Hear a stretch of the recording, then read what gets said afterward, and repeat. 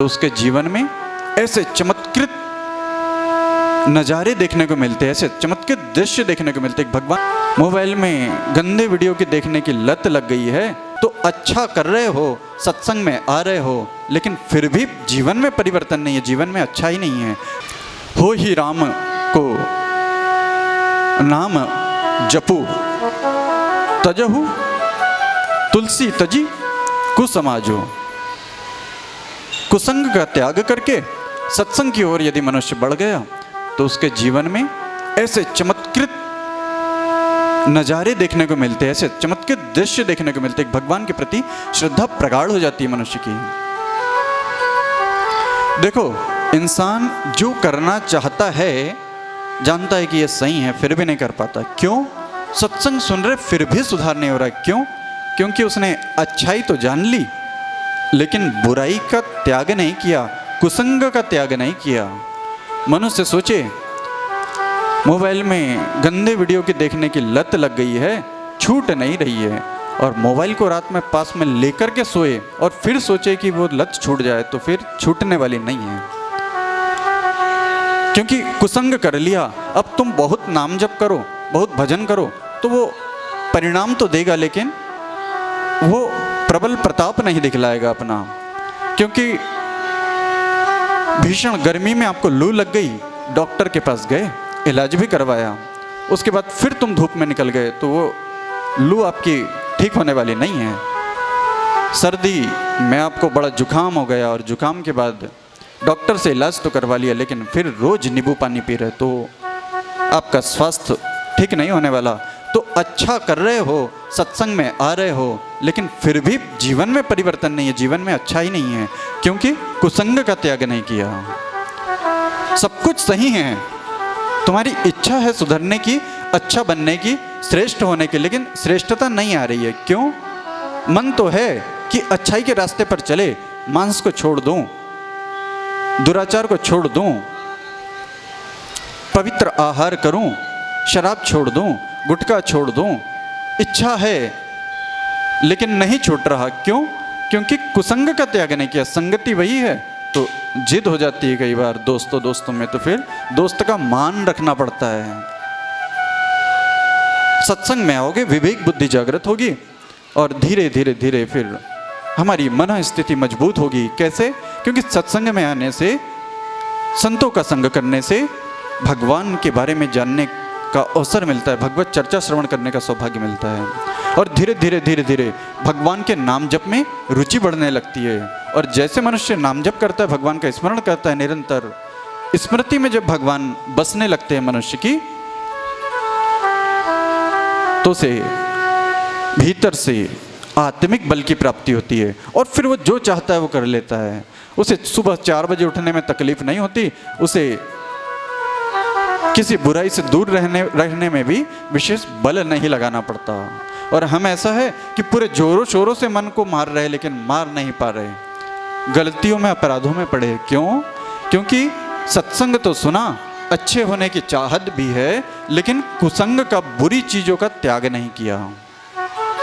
वही दोस्त है मांस खाने वाले, वही दोस्त है गुटखा खाने वाले, वही गाली देने वाले, वही तू मैं करने वाले। तो हमने तो सुधरने का संकल्प लिए, लेकिन हमें संगति गलत कर लिए, इसलिए सब कुछ अच्छा होते हुए भी घड़ा भरा है पर उसमें एक छेद हो गया है। अब उससे सब कुछ नीचे संचित निकल जाएगा, बचेगा नहीं कुछ अच्छा।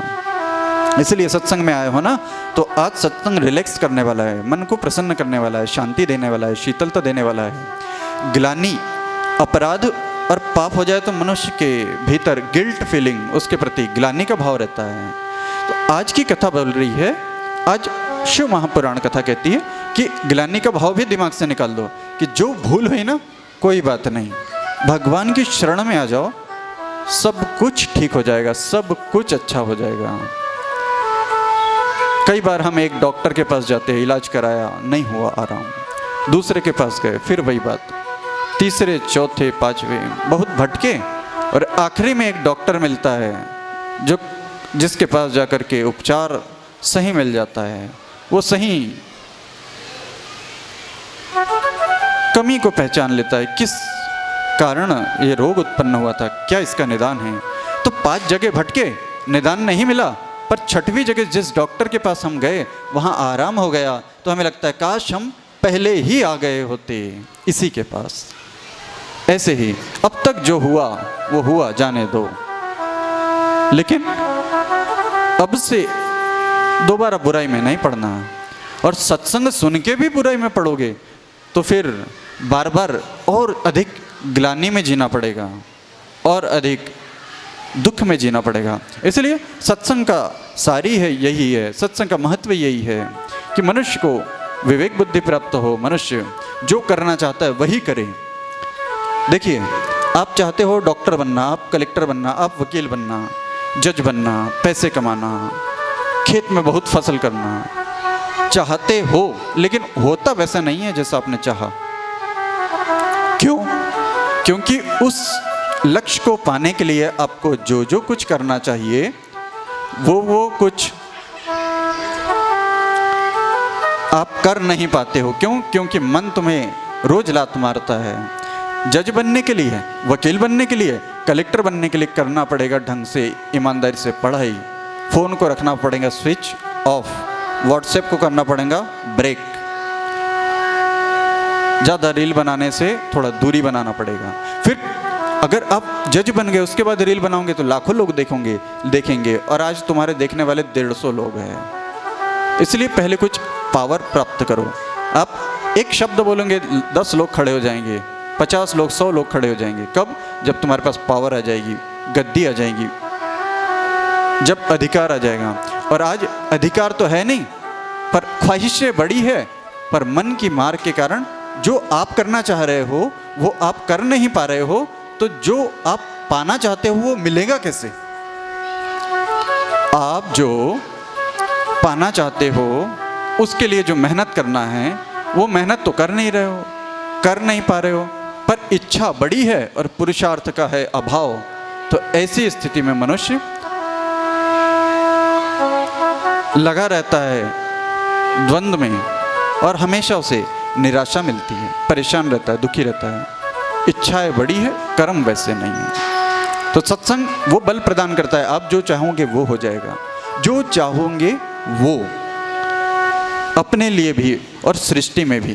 क्योंकि आप मनुष्य तो सच में धीरे धीरे सुधरना और अच्छा होना ही चाहता है, लेकिन आकर्षण उसे खींचते रहते हैं संसार के, प्रपंच के, भोगों के। इसलिए सुबह उठ करके व्यायाम करने का संकल्प 1000 बार ले लिया लोगों ने, पर कर नहीं पा रहे, तो फिर स्वास्थ्य भी कैसा ठीक रहेगा?